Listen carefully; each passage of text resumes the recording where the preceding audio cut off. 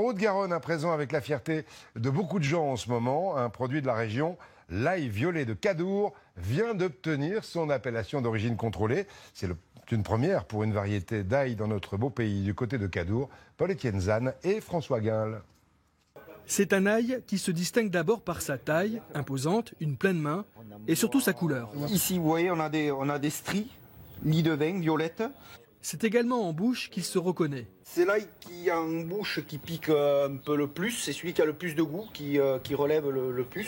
Pourtant, malgré ses singularités, l'ail violet de Cadour se retrouve en concurrence avec d'autres productions françaises, mais également espagnoles, argentines ou encore chinoises. D'où l'envie d'obtenir une appellation d'origine contrôlée, un long combat de 16 ans qui vient d'aboutir. Une IGP ou un label, c'était peut-être un peu plus facile à obtenir.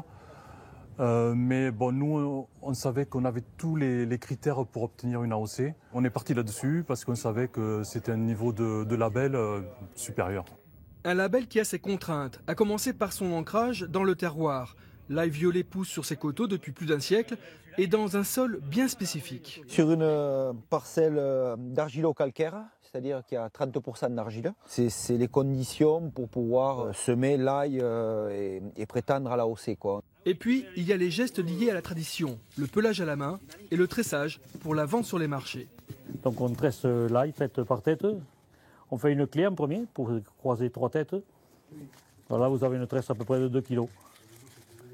Voilà ce que ça donne, une tresse, c'est du travail de longue haleine, comme on dit, c'est du boulot.